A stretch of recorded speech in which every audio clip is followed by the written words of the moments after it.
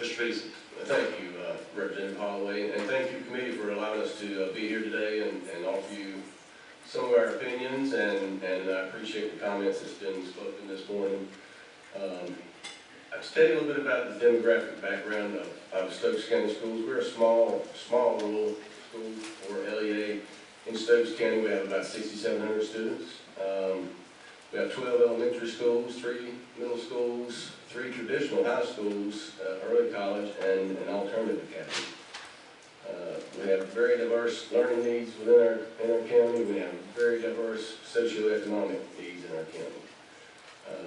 And I say that because I want to tell you the good things that are going on all across the state. But in Stokes County, we're not afraid of high standards, and we're not afraid of accountability. We're not afraid of the Common Core and essential standards and everything that's come forth with these standards.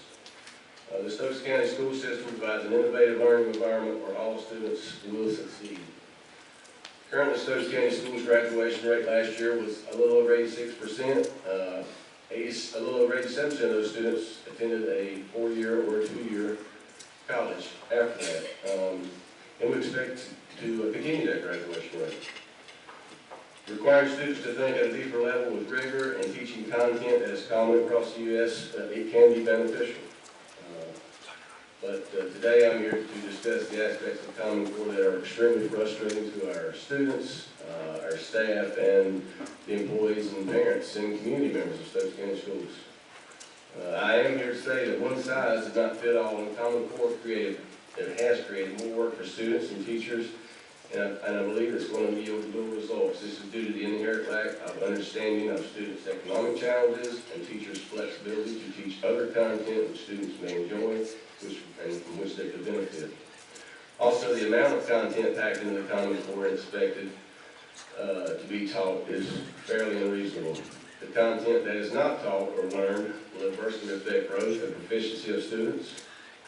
There has been a limited guidance as to how to effectively deliver this instruction. Effective instruction is essential to student learning. Common Core claims to address fewer topics so that students can learn them at an in-depth quality. Actually, there are extremely too many topics to cover and too many items to fully teach for understanding. Implementation at all grade levels has meant there are huge gaps in student knowledge and preparation, so students are struggling right now. Items are much broader and vague, which seem to defy the point of Common Core. Expectation of same rigor for exceptional children's students is counterproductive, creating a defeated attitude among students and some of our teachers. And as far as our non-traditional school, it does not allow enough flexibility for our at-risk and our dropout students. So I will speak a little bit more about our academy.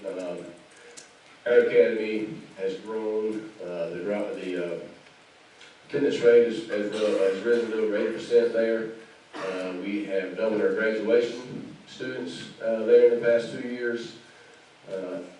It's not because of Common Core, it's because we are allowed to be flexible, and it allows our teachers to be flexible, and it allows our students to be flexible. And if we stay with this Common Core, our dropout and at-risk students it's going to rise. We're going to see an increase in that student. To sum up our overall opinion of Common Core, let me say that it has created nearly unreachable objectives for the majority of student population due to the gaps in learning over the years, as well as gaps in this curriculum and a total lack of understanding of students. We as a state implemented everything associated with Common Core at one time without having our people fully trained and without fully examining the structure of the standards. If we continue teaching classes full of students with varying needs and not offering enough time to fully address the amount of material to be covered in the classroom, then we are all going to be educators in failing schools. We are truly discouraged that the success of this program seems to be solely tied to test scores. The curriculum and its design had great potential, but after 3 years we are not seeing its potential, and therefore we are unfairly evaluating our students, staff, and schools. I too am a father. I've been in education for almost 20 years now. I've been a high school teacher, I've been a high school assistant principal, I've been a coach, I've been an elementary principal, and I currently serve in Stokes County as Director of Curriculum for the middle and high schools. I've seen a lot of changes in education over the years. My oldest daughter is getting ready to graduate from Appalachian with a degree in education, and she wants to be a teacher, and I'm scared to death for her right now.